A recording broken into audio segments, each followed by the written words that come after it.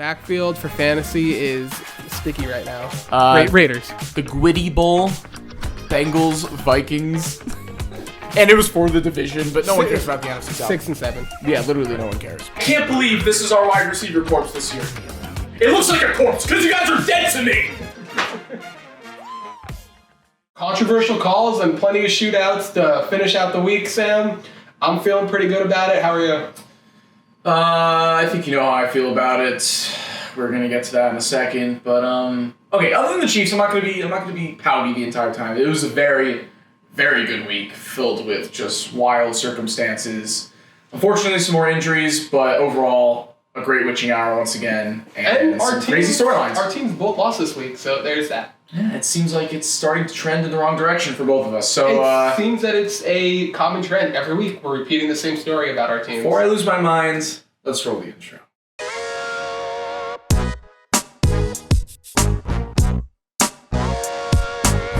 You're listening to In the Huddle with Sam Gold and Chris Rotundo.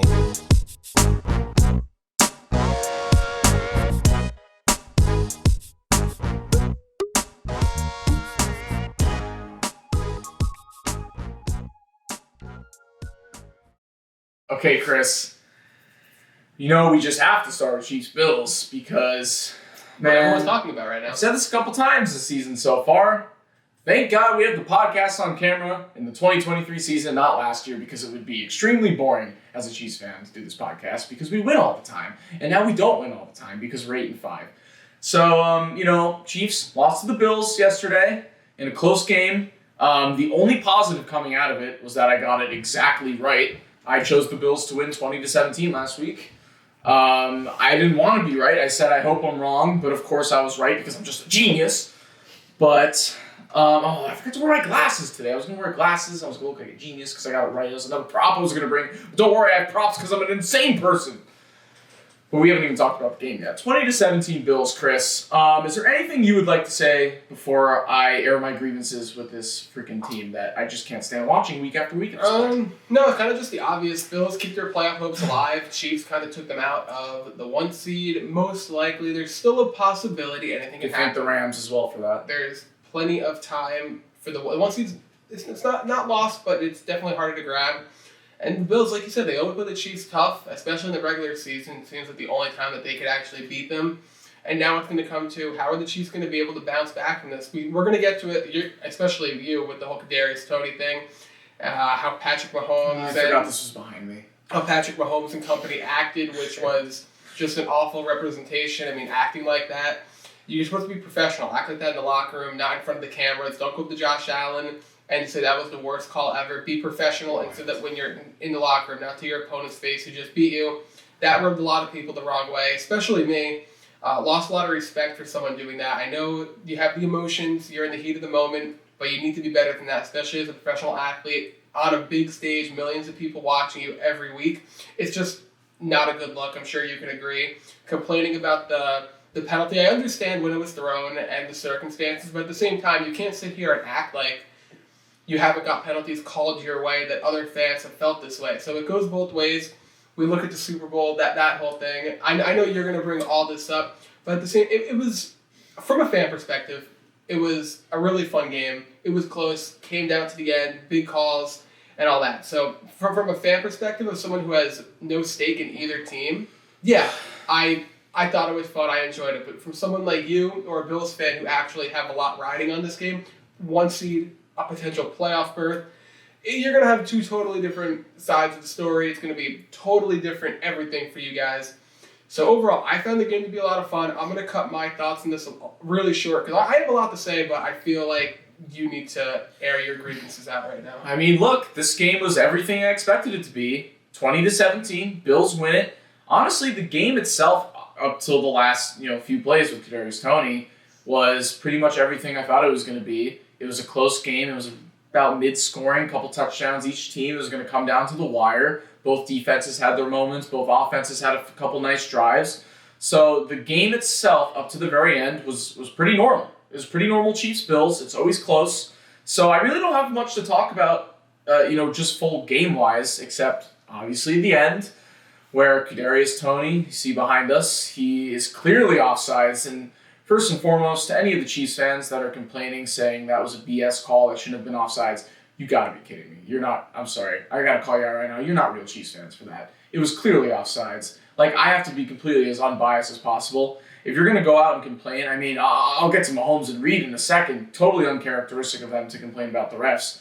If you're going to go out and complain about how a ticky-tack call at the end that never usually gets called, ruined the game and let the players decide it, then what were you doing last February in the Super Bowl? You got to be consistent, Chiefs fans.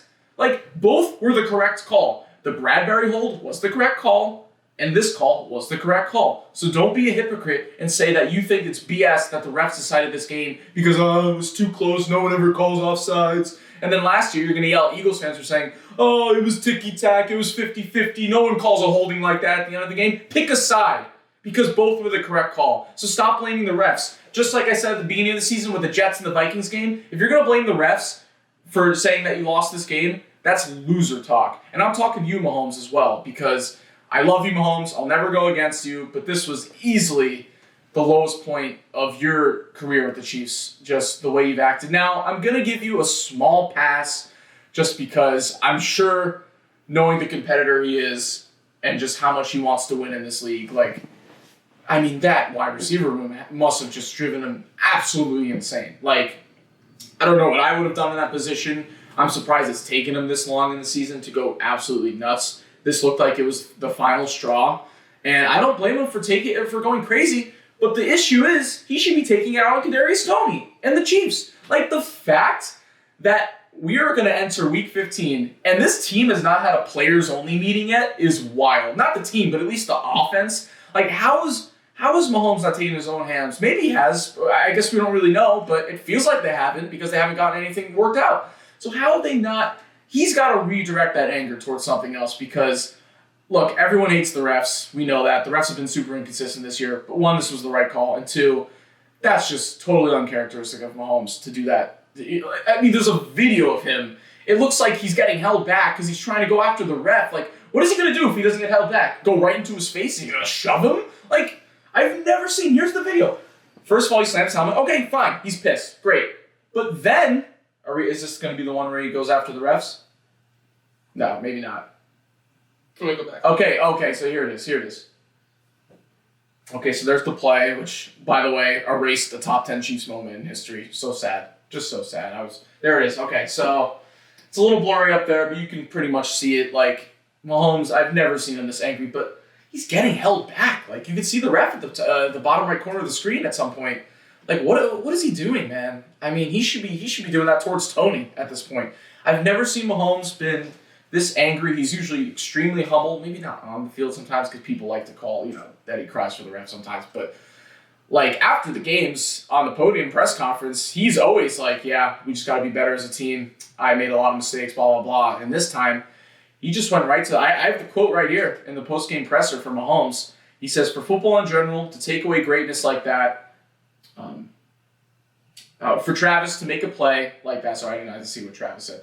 To Travis to make a play like that, as fans, you want to see guys on the field decide the game. Lost for words. Did you have that mantra in the Super Bowl? Do you want the guys to decide the game? Oh wait, the guys actually did decide the game at the end of the time because Mahomes or Toney stepped over the line. Yeah, he decided the game. The guy did decide the game by doing a stupid penalty. So what do you want?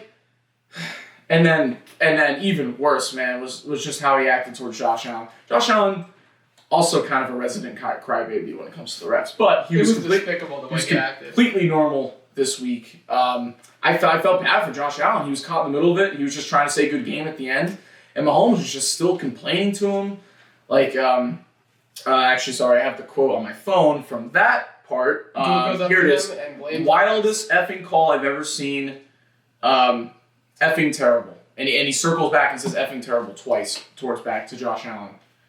And it's just I get it, you're pissed off, but you got to save it. You said it earlier, you got to save it for the locker room. It's crazy. Congratulate him on the win, go back to the locker room, and then you say it to your guys. You don't say it to the person that just beat you. It's such a disaster, Chris. I've never been... I can't believe I'm saying this only months after we won the Super Bowl last year. I'm embarrassed to be a Chiefs fan right now. Be lucky to play the Patriots next week. who knows? Who knows what's going to happen? Like, I'm going to that game. I don't know what's going to happen. It could be rather an absolute disaster, or maybe they can finally have a good players meeting, bench all the shitty players, and then Mahomes can go scorched earth. It's going to be one of the two options. I'm leaning towards him not playing that well because our team still sucks. And then Andy Reid on top of Mahomes. Andy Reid's bitching about the refs after the game. He goes, usually you get a warning before something like that happens, aka the offsides. It's a bit embarrassing in the National Football League for that to take place. So he's hinting at the fact that the refs didn't give Tony a heads up that he was across the line. If you're that egregiously offsides, they said it's only happened twice last season. That's how rare it is. It's happened 12 times this year because they're really harping on it this year.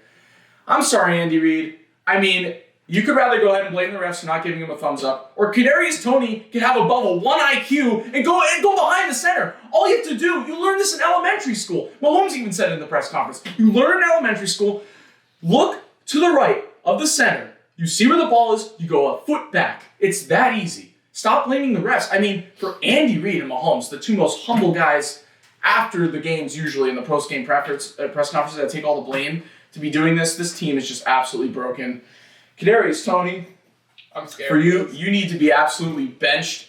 I don't know what your issue is. I don't know if you're just dumb in the head, or maybe you need a smaller cleat. I don't know. I don't know what your shoe size is. Maybe this is smaller than what you have. So take it.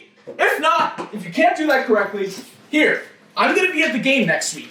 If you mess it up again, I'm going to be watching from the sidelines. I'll give you a thumbs up. You look over at me, and then we're good. I'll be watching you.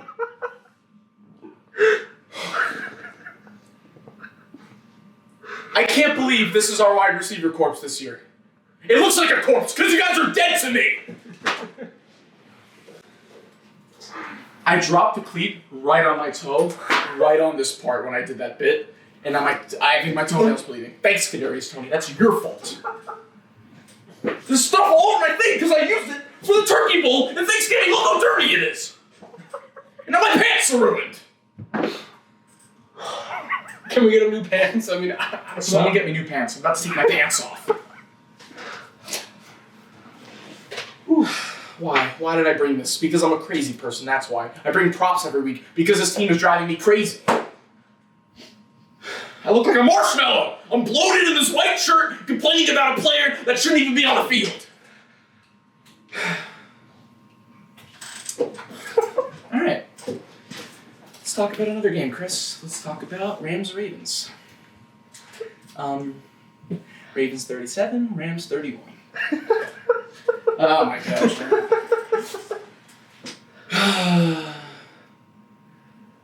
Shall we continue? Sam. Do you have the marshmallow still on the screen, Chris? Nope. Okay, yes, we can continue. I don't want to keep bringing props, guys. I don't want to keep doing it. But this is the only way I let my anger out. Look what I'm holding. I look like a crazy person. Chris doesn't do this because he's not a crazy person. No, I'm just emotionally just drained from the Steelers. Oh, I just pulled my fat. Oh. Hi, Sam. Chris, remember when you were fat and, like, if you'd yell, like your side fat would, like, start hurting because, like, you pull a muscle? Do you remember those days? That's what I'm going through right now. I just remember getting what we used to call fat snacks. Yeah, nice. That was like the best. Oh, I could use a nice sugar cookie right now. We used to get at least Actually, no, I don't want to raise my blood pressure. I used to get, oh my god, it used to be like 3 sugar cookies. I used to get a thing of Snapple. I used to come home, have Ben and Jerry's, text me about it, watch the new episode of Jokers. Oh, I could go for Ben and Jerry's right now. I'm just so depressed. I'm so depressed with the Chiefs, man. I really am. And I really shouldn't be because I'm the most spoiled fan in the NFL. But we just wasted a year of Mahomes' prime, and he's now gone crazy. And now, Chris, if people didn't hate Mahomes enough, this week has just absolutely tarnished his reputation. So I hope he comes out with maybe an apology. You think it's tarnished it? At least enough to where people are just going to be like, what the hell's wrong with him? I mean, Sam, I'm having a little fun. fun. All right, Chris, what are you looking at? I'm actually at the game next week. Like, Tony, if you need a heads up, like, I will be watching. Just look for some crazy guy in some crazy outfit, probably with my giant Chiefs puffer jacket from the 90s that I got in Kansas City because it's an awesome jacket. I'll just be going like this. Come on, you got this. All right, let's go. Let's move on. I can't keep doing this. You know what happened last week when I took out Justin Watson's picture and I tried to staple it to the walls around town? I lost my entire energy for the rest of the podcast. I don't want that to happen. So, Chris, how about you talk about Rams-Ravens? I'll conserve my energy because I don't want to be out of breath and sweaty for the next 35 minutes. Right, Rams-Ravens. Ravens got a much-needed victory to hold on to that one seed. And the Rams, as a team who I don't think is very good, they somehow proved that they can still compete with the best, making them one of the weirdest teams of the year. I'm never going to know. Are they good or are they bad?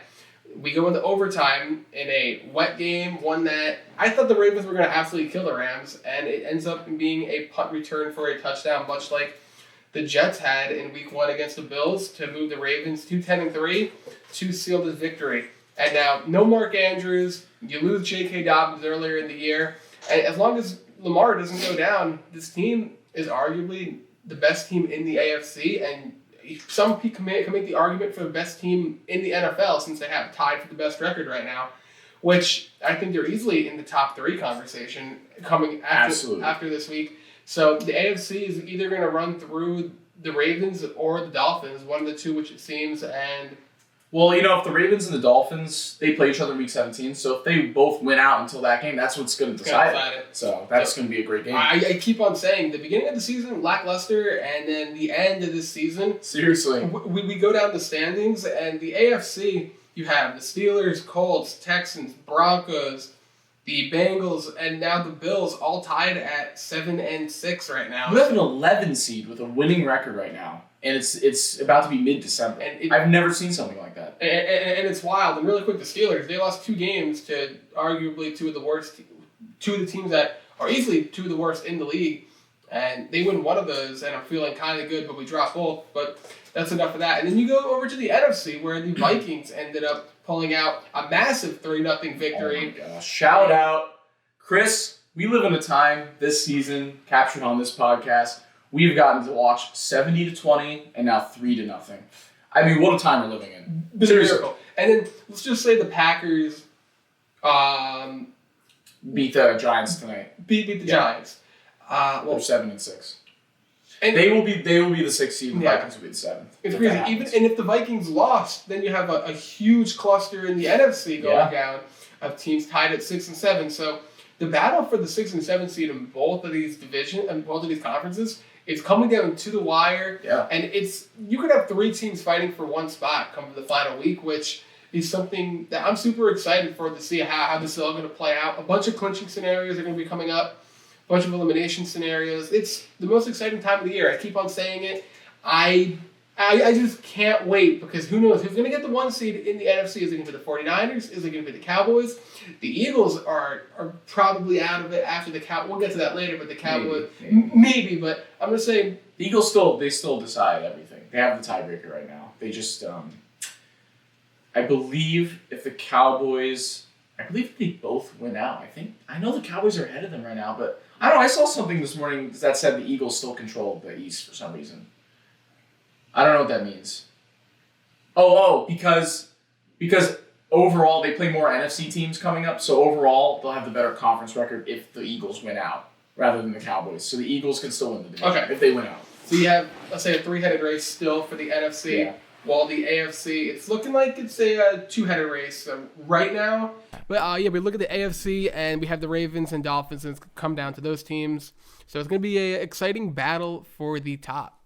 One last thing about this game. Just absolutely devastating for the Chiefs for the Ravens win this game. Basically solidifies we're not going to get the 1 seed, but good for the Ravens. I mean, they have really been the one team in the AFC this season who have played the most complete games. I've never seen anything out of this like for the Dolphins, they only play complete games against bad teams. The Chiefs obviously don't play any complete games, so the Ravens are definitely the most scary team. I feel really bad for Rams fans. This was a heartbreaking loss because you guys were just getting your footing. You looked much better. You looked good in this game as well, but your defense just couldn't stop Lamar and the Ravens. And then, of course, the back-breaking, game-winning play in overtime. So that puts them right outside of the playoff race like you showed. So for Rams fans, I'm sorry. I like the Rams. I think they're a good team, but 6 and 7, I don't know. I don't know what the rest of your schedule looks like, but that might not cut it, and that might have been the dagger. Do you want to pull it up? Or We could pull it up. Although, does anyone care about the Rams? I don't know. Well, Who cares about the Rams? Right, Al? Big Ram guy? But that play was cool at the end. No, that play was cool then. No, we'll look at the Rams. Commanders, Saints, Giants, 49ers. Okay, you guys might actually for sure make the playoffs. They have 3 winnable games. Yeah. What do you go? 2-2. You're 8-9. Yeah, probably not. But yeah, you got to go 3-1. You got to go at least 3-1. Okay, we got to move on. Speaking of the playoff picture, the reason why it looks so fun and chaotic and it's going to be a great playoffs is because first half of the season's bad. A lot of bad storylines, injuries, a lot of starting quarterbacks going down. But I did say while that was happening a few weeks ago, that will eventually make for a pretty wild playoff picture. And that's what we have here. And it's been proven yesterday with, I would say, one of these quarterbacks I'm about to mention is not a playoff team quarterback, but you got to mention him anyways because he had the best game, arguably, of his career yesterday. So I'm going to mention Zach Wilson, Joe Flacco, and Jake Browning. All great games yesterday. No Josh Dobbs. He had a historic game yesterday. Yeah, well, he got benched. He wasn't a part of it, though. He wasn't a part of those 3 points. Oh, man. You know what? Sure, I'll throw in Nick Mullins. Why not?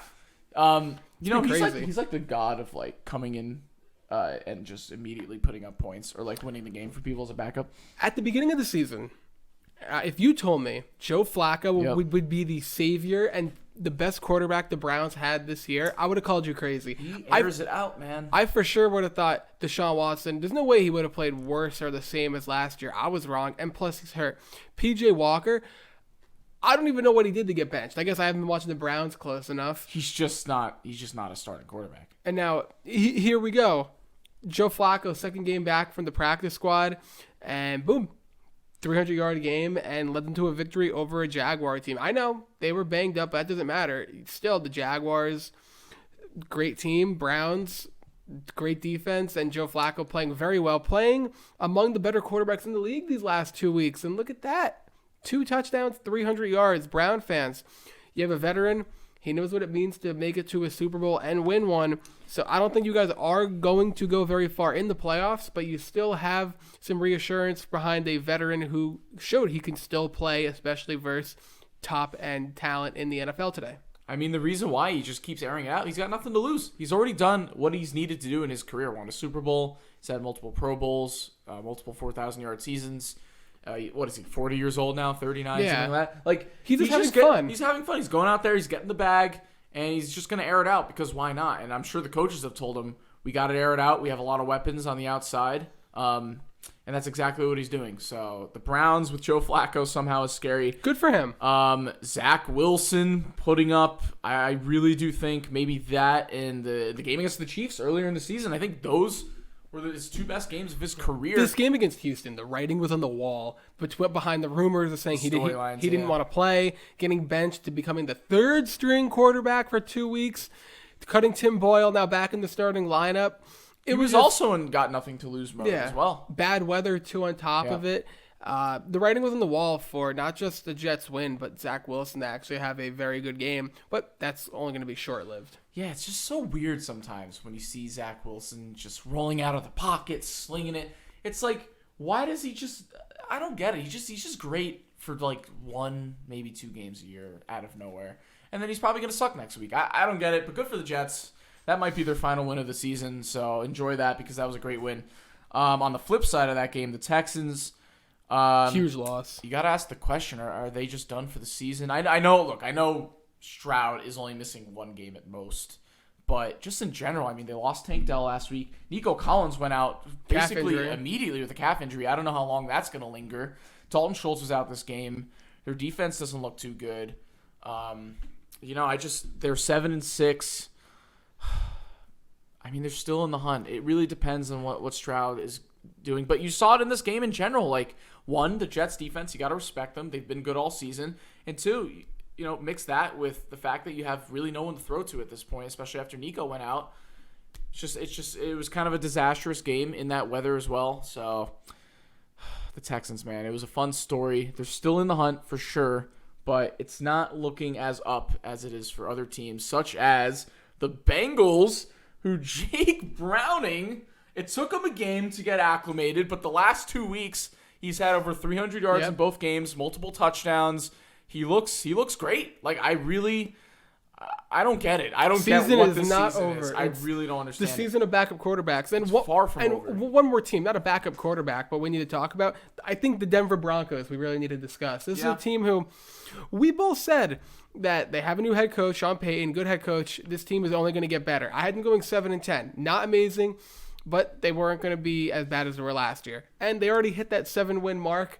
And right now, they could have been tied with the Chiefs for the division lead if they didn't lose to the Texans. That game is going to haunt them because instead of fighting for a division win, now you're fighting for the wild card spot. So, I mean, with the way the Chiefs are going, anything the Broncos are still in it, unfortunately. Last week when you said the Broncos were well still in it, I didn't want to believe you because I didn't think it was possible. But now the Chiefs, they have Denver breathing down their neck. It's not going to be the Chargers like in years past. It's the Denver Broncos, the team who... They've been not the best offensively, but they've been doing enough to get by. Russell Wilson, he's using his legs more. He's not throwing 300 yards like he was able to with Seattle. New team, new environment. He's not as good, but they're still managing to get by, and that's all you can ask for. A win is a win in this league. You'll take them as they come because they're very hard to come by, and it's going to be very interesting. I'm really excited to see how the AFC plays out more so than the NFC, just because the AFC has way more players than the NFC. We know in the NFC the 2 or 3 teams that are actually going to be there at the end, while the AFC, if you told me that the Jaguars made the AFC Championship... This feels like 2 years ago where a team like the Bengals could sneak up and, one of those teams that just barely makes the wild card has a good run at the end, and then they're in the Super Bowl. Or going back a few weeks, CJ Stroud, they go on this historic playoff run and make it to the championship of the AFC. I would not be surprised. Honestly, I still wouldn't be surprised the way Stroud's playing. I know it seems less likely now, but there's really not one team that you could say in the AFC you'd be shocked if they make it. The Chiefs. Steelers? Yeah, the Chiefs and the Steelers. There you go. No, seriously. It really comes down to what team can stay off the injury list the most and get hot at the right time. But, Jake Browning, congrats, Bengals fans. Hopefully he keeps going, and we'll see what that happens. Zach Wilson, look, the Jets are out. Joe Flacco, scary somehow. How are we talking about Joe Flacco being and the scary Broncos, right now? The only reason I harped on the Broncos a few weeks ago saying I was not afraid of them, they're still not going to be good, is because I really thought the Chiefs had the division in the bag. But apparently we don't right now, so I'm scared now. Quickly, we got a game that ended 3-0. That was hilarious. Vikings, Raiders. At least they got the win. I mean, I can't say that about my team or the Steelers. So it was just so funny to watch Red Zone, and every single time it would flip back to the game, it was still 0-0. And I was checking my phone, I was like, it's just, what, is it not loading? Like, what's going on? And no, and it wasn't even like it was this crazy defensive battle with all these turnovers and dumb plays. No, every team made it to like the 50-yard line and then stalled out. Yep. They got sacked or got penalties, and then they just kept punting. And boom, there was like a minute and a half left, and you see Nick Mullins come in, and then they hit the game-winning field goal 3-0. Is this the end of Josh Dobbs? Absolutely, it's been the end of him for 2 weeks now. So sadly, so sad. It was so much fun. It's all right. He'll still get a good backup job somewhere. People were saying he was the modern day Ryan Fitzpatrick. Yeah, well, a lot of people say his Linsanity run is over. It's sad. I'm running around. I was enjoying it. I really wanted to see him in the playoffs, but I don't know. I don't know what's going to happen if the Vikings make the playoffs. Good color matchup. Justin Jefferson goes in, makes 2 catches, and then he gets hurt. I saw the meme that Justin Jefferson highlights from his big return. It was just Aaron Rodgers running out with the flag. Oh, that was so disappointing to see that happen. The Vikings just can't string together like 2 great seasons. They just can't. And then Eagles-Cowboys. That's really the last game we have to cover. The game itself was boring as hell. It was a blowout.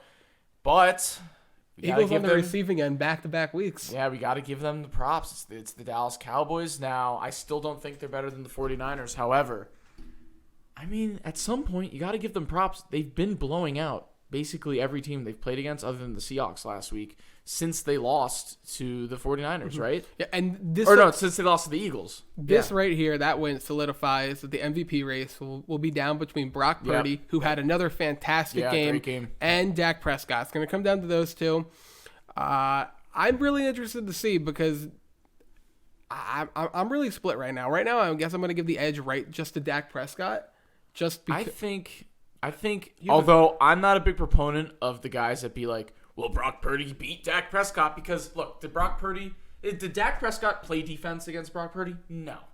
But I do think at the end of the day, if it comes down to like they have the same record or the Niners are a game up, they'll be like, oh, they're a game up because they beat the Cowboys, so we got to give it to Purdy. So I can kind of see that happening. Although I do agree with you. I feel like I'll also give the slight edge to Dak right now. And for everyone saying that, Brock Purdy just throws these 6-yard passes that go for touchdowns, did you not see? No, he threw dimes yesterday. Did you not see Deebo Samuel catch that? What was it, like and George Kittle's 50-yard pass, touchdown? Yeah. Yep. Okay. We're just going to ignore that. I think Brock Purdy leads the league in deep pass touchdowns this year. I want to say that's with like 10.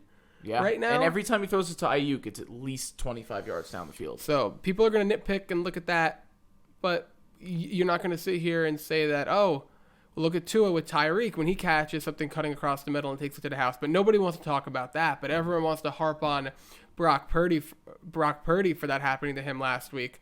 Okay, I guess we'll just completely ignore the fact that Deebo Samuel caught deep passes. Ayuk's catching deep passes. Let's just ignore that. A lot of people like to make the argument like Brock Purdy's the 6th best player on their offense, which, I mean, it could be true. Okay, it might be true. But, like, at the same time, like, he's the guy that commands the offense. He's the leader. He's the guy that throws the ball, makes the plays happen. Like, he knows where to put it into his best guy's hands. And he throws dimes. He was throwing dimes yesterday. So you can't blame him for playing well. But you also could totally give it to Dak because their running backs aren't very good, and they only really have CeeDee Lamb and occasionally a Jake Ferguson or a long pass to Brandon Cooks. You know what I mean? So Tony Pollard, man, he's gonna lose. He's losing his job to Rico Dowdle. What was his last name? Rico Dowdle. Why is he? I don't understand why he was losing his job yesterday because he was doing pretty well the last few weeks before that. I know he was bad the first 9 games of the season or whatever, but. Wasn't he doing pretty good up until this week? I just know when Dowdle surprised last night. When Dowdle scored that touchdown, I think Rico had 8 carries compared to Pollard 6. So confusing stuff there, man. The backfield for fantasy is sticky right now. Yeah, and the Eagles, look, it's their defense. It's like if Jalen Hurts isn't on his shit and playing a great game, like your defense is gonna do what it does. Like the Lions too. We haven't even mentioned the Lions. They got demolished by the Bears because their defense can't stop shit. Like, it's kind of the same thing with the Eagles. Like, you guys have a huge problem on your secondary. So, that's why, genuinely, if I had to pick an NFC Championship matchup, the Eagles and Lions, they're out of there. They're not in there. It's going to be Niners-Cowboys if it comes to it. So I still think it's going to be rematch Niners-Eagles. Maybe. I'm still sticking with my guns with that. But if the Cowboys do get that home field advantage, I don't know. I don't know. Okay. One last mention before we get to our final segment, Chris. I think we have to do it. Shout out Kate Otten. Oh my gosh, how do I forget? I mean, the game-winning touchdown. Yeah, game-winning touchdown. We didn't even talk about Bucs Falcons, which was like a good game, and it was for the division, but no one cares about the NFC South. 6 and 7. Yeah, literally no one cares. But how did we not talk? He needs to be the cover of this episode. Kate Otten. He'll be on the thumbnail. Don't worry. You think we can podcast number 2 of Kate Otten, getting Kate Otten to notice us. The road to getting Kate Otten to notice us. We actually got to put out. All right, this is a clip that's going out to Kate Otten. We're gonna tag you. We love you because you're just I don't know, you're Kate Otten. We like you. So can you follow me back on Instagram, Cade? No, don't ask for a follow back. That's desperate. We're just shouting him out. No, I'm asking for the follow back. I am desperate. My favorite tight end in the league. Okay, you're right. Favorite tight end in the league. Favorite tight end in the league. Not Pat Fryermuth? No, it's Kate Otten. Okay, it's Kate Otten. You're right. Kate Otten. Kate Otten. Travis Kelce. I'm kidding. Okay. No, we love you, Kate Otten. What else? I mean, that's really it, Chris. When he caught that game-winning touchdown, real quick, then we'll move on. When he caught that game-winning touchdown, I got so excited, and I'm like, I know Sam is thinking the same exact thing. I immediately sent you the clip on Instagram. It's just so perfect the week after we mention him. But yeah, that's really it. There wasn't many other storylines or games. I mean, we already got through a ton of them this week.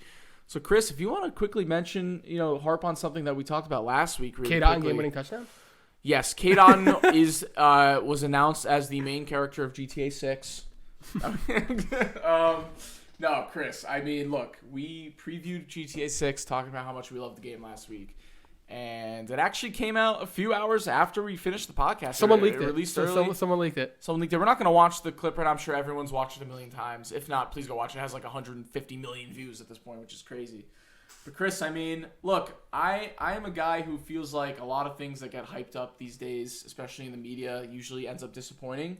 This really was not one of them. That trailer, and the fact that I know it's disappointing that it's coming out in 2025. I called it. I said watch it come out did? winter of Yeah, 2025. It's exactly and what the it's funny gonna part, be. it's probably not winter. It's probably fall, which is even worse. But, like, the fact that it does come out in about 2 years means that it's going to even look 10 times better than what it did in the trailer, which is nuts. Like, we haven't even got any gameplay leaks, nothing. And I'm already so hyped for it. I guarantee this is what's going to happen. We're going to get probably a small gameplay leak or gameplay this summer. Then we're going to get another trailer next year, which is going to have like half of the same stuff that we saw in the first trailer. They're going to have to give us another one that we're actually going to get a release date at the end of that trailer. And then we're going to get like online gameplay. We're going to get a bunch of game. We know how this all works. I love the accounts that like have the leaks of like what the game is going to be like, and every time they're always wrong. They're just like, there's this new mechanic where you can fucking lick the boat when you swim under it. It's like, no, you can't. Like, what are you making up? They're just trying to get views, but it's fine. Do you want a crazy fact? Yes. No. I would love a factoid. GTA 6 trailer, 141 million views. That's the most in a certain amount of time. In 6 days. That a record? I don't know, but it's just crazy. Compared Has to to the Red be. Dead Redemption 2 trailer, has 23 million views in 7 years. So that's a little crazy that they broke that much ground. Yep. Red Dead Redemption was so good. I still play it. They use the same graphics engine, right? For GTA 6, they're gonna use it for Red Dead 2, right? Or it's still gonna look better, but like it's the same. Yeah. RDR2 was so good. I mean, Rockstar, man. They just know how to rake in the money. I mean, I'm gonna be hook, line, and sinker. I know I'm gonna be like 24 I remember, by the time it comes out, but what was that? Our senior year in high school, it came out. I remember Thanksgiving. Red Dead. Yeah, okay, but I thought you meant GTA 5. Before, I had to go for Thanksgiving. I remember I woke up at like 4 a.m. just to play more story mode on Red Dead. It was a bad addiction. I'm like, I need to play. Yeah, I got 2 hours of sleep to play more Red It's Dead. gonna be 20 times worse. Except this time we're gonna have like jobs and stuff, and like we're gonna be way older. We're not gonna be in middle school playing GTA 5, so we're gonna have to make time for this. But Just take off. I mean, yeah, I'm just gonna quit everything. It's just all I need is an Xbox, and we're good. No, seriously though, like I'm so hyped. All right, Chris. Well, depressingly, it's week 15 coming up. We gotta quickly do our predictions. No, we Let's don't. start. Let's just act like week 15 is not going to happen. All right, it's not gonna happen. Have a good one, guys. No, Let's just all right. preview for 2007 week 8. Yeah, let's do that, Chris. Okay. Chargers, Raiders. No, don't look it up. I know you're gonna look it up. Oh my gosh. Let's see. All right, 2007 week 8. Here we go. Oh, the Bills Chiefs lost, and we were 2-14. Great. Hey, we dominated the Bengals. No surprise there. Okay. What? We were 2-14. I forgot we were 2-14 in 2007. See, guys, there's a lot lower moments than how I'm raging about the Chiefs. Trust me. The Chiefs have had some bad years. The Lions Okay, 0-16. let's spend the next 37 minutes talking about Colts-Packers. 34-13, 14, Packers. They go 6-10. Just an absolutely devastating season for Brett Favre. I love how they updated the logo. They just didn't update the name. Okay, Chris, we actually have to do this. We're running low on time. We have there's no buys this week. We gotta do every game. Oh, sorry. Let's go to week. That's fine. Let's go to week 14. 15. Oh, stop. This is 2007. All right. 16 years later, here we are in week 15. Raiders, Chargers, Thursday Night Football. Not going to be a great game. I'm going to pick the Raiders to win it 22-13. Yeah, we literally just got the news that Justin Herbert is going to be out with that finger injury. Next game, yeah. Not that it would really matter. Raiders are going to win coming off that depressing 3-0 loss. 17-6. Okay. Raiders. The Gwitty Bowl. Bengals, Vikings. So stupid. Actually, Justin Jefferson's probably not going to play, right? So I don't who know cares? what happened. I know he got hit and it's like his chest. I don't know. I regret saying that. It's on camera now. That's on camera now. I'm rolling with the Bengals. I am also rolling with the Bengals, 27-20. I'll go. I gotta give it to them, 25-21. Okay. Wait. Who's gonna be? 25. 20, I'm gonna stick with my guns. 25-21. Okay. Colts Steelers. I'm gonna pick the Colts 24-16 at home. We spoke about this pregame. Steelers, of course, they play down and lose to both two really crappy teams back-to-back weeks. They have to win this game. This just seems like a spot. You lose to the bad teams and you'll beat a respectable team. Steelers are gonna win. I wouldn't be shocked. 22-19. All right, Chris. Lions, Broncos. I got the Lions winning this game because they're at home, 27-24. Yeah, Lions are going to win. I'm going to say 28-23. Saints Giants. This game is going to be pretty boring. Let's go Saints 18, Giants 14. Derek Carr, not good. Tommy DeVito, Tommy Cutlets, whatever you want to call him, he's even worse. I feel bad for Saints fans having to watch Derek Carr, just the check down king, I think they call him. Yeah. But the Saints are going to win this game. I'm going to say 18-3. 18-30? 3. Oh, 3. Okay. Never heard someone say score like that. I was like, what? You just said that. All right. Bears, Browns. Browns 30, Bears 23. Joe Flacco is going to get the win. That's just on there forever now. Let's just do stuff that we don't want on camera forever.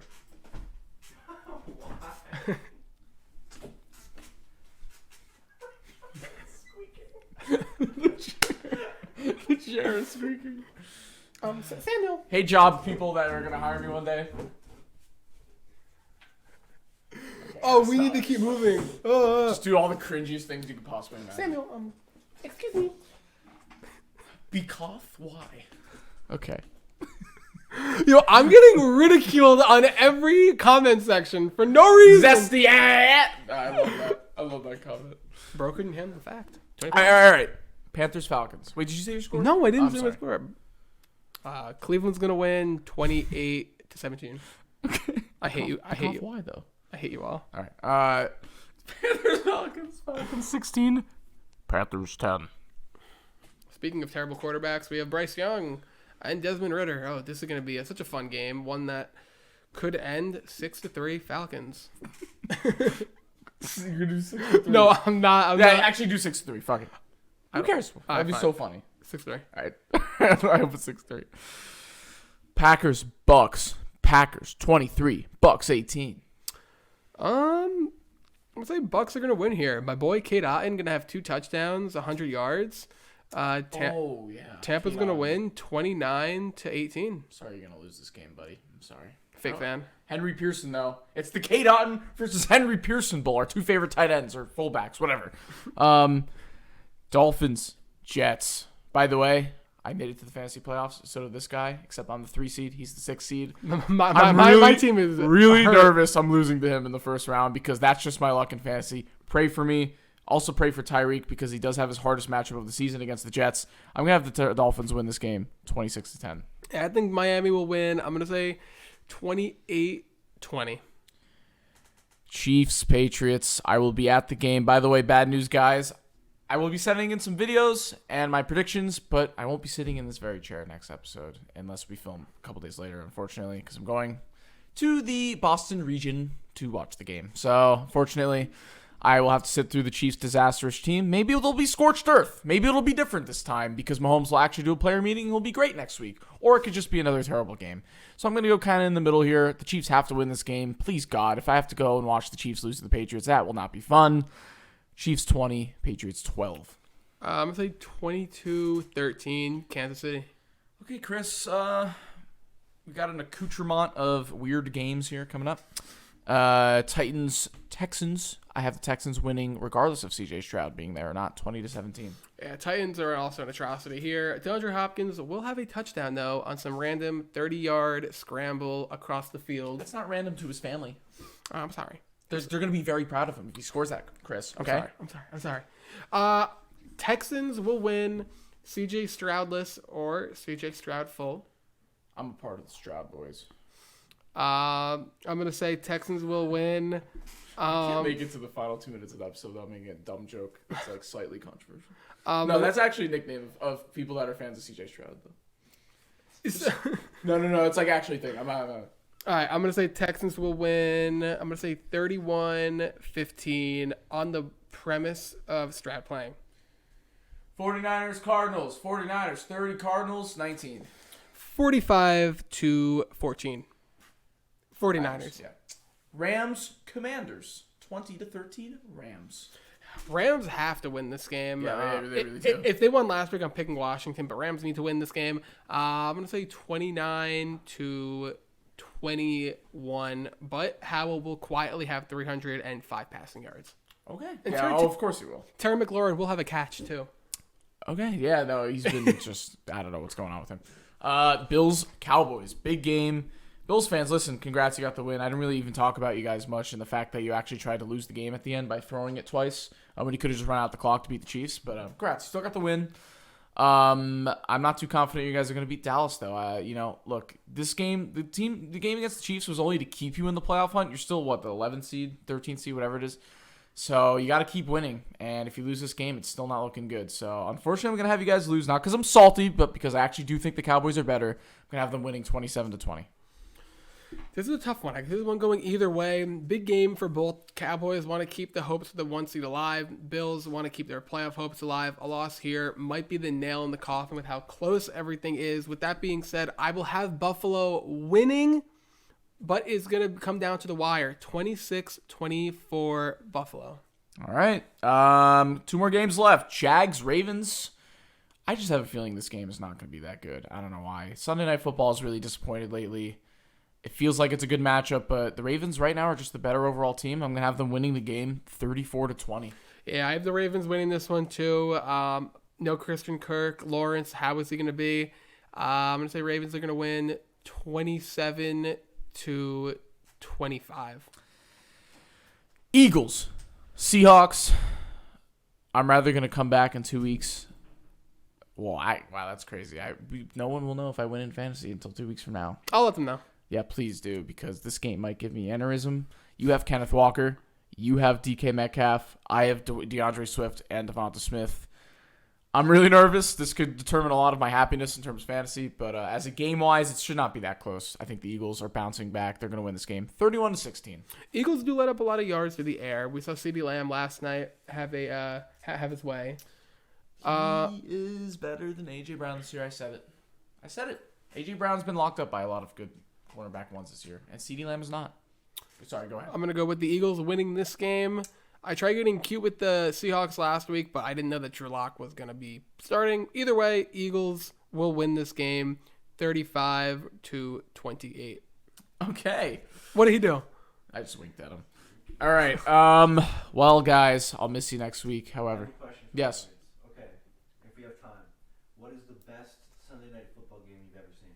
Chiefs-Rams. No, that was Monday Night Football. Sorry. Oh, that was I'll refrain. I'll refrain. Hold on. That was Monday night. Ooh. See, the problem is I don't remember exactly which ones are like Sunday night or Monday night. Oh, if we're going primetime games, Chiefs-Rams has to be Chiefs-Rams. Yeah, We'll say primetime Chiefs-Rams. Browns-Ravens a few years ago was really good. If you're just going recent, it's hard to. Oh, Browns-Ravens. It's hard out of nowhere to kind of look back at every game I remember. Chiefs-Rams is historic. No punts that game. Yeah. A lot of points. Yeah, if you're just asking primetime game, definitely Chiefs. Then you have, I would have to go back for Sunday Night Football though. Browns-Ravens, was it last year? Last year with 2020. That was the Lamar had to go to the bathroom game. Yes. Yeah. I just want to see if there's any other answer besides Chiefs-Rams, because that was a crazy game. It's really tough. I hate that I have to blank like on the spot. If I had like one of those like man on the street interviews where they ask like football questions, I'd be so pissed at myself because I know I'm good at football knowledge, but I have no time to think. Like I'm blanking right now. I'm sure the second the camera's cut, I'll know a game. Oh, you know what? It's like when you get into an argument. I have one, but it's recent. I don't know if it's the best one I've ever seen, but it was a great game. Chargers. Thank God the Chargers and the Raiders play each other this week because it just reminded me of the 2021 season finale where they could have tied, where both the Raiders and Chargers go in the playoffs. But Staley called the timeout to then lead the Raiders to kick the field goal, and then they went into the playoffs, and the Steelers went into the playoffs. And that was a crazy game. So I'll say that. Why not? Very true. But it kind of reminds me of what you said about the whole camera thing. It's like when you have an argument with someone and you're sitting in bed and you're like, oh, I should have just said that. I know. I'm not good like that. But, yeah. All right. Like, oh, why didn't they say that? Go back in time. Oh, your mama's so fat. Like shit like that. You know what I mean? Damn it! That was so loud. And I scared Jasper. Thank you guys for listening, watching. I don't know what I said. Al, you didn't edit the thing into the intro last week where I messed up the wording. Do you remember? Okay, it's fine. But thank you guys for listening and watching. I'll see you guys in 2 weeks. Chris will see you guys next week. Wish the Patriots bad luck. I don't know what I'm saying. Okay, but thank you guys for listening and watching. This episode, we're just like, all over the place. We're at the end. If we win up here, down. It's crazy. In the score on in the huddle underscore on TikTok. I can't talk. We literally started up here and we're just like nose diving. Just it's in the huddle. It's a whole mess. In the huddle podcast on Instagram, and YouTube, subscribe. Goodbye. What a bad ending. Oh man.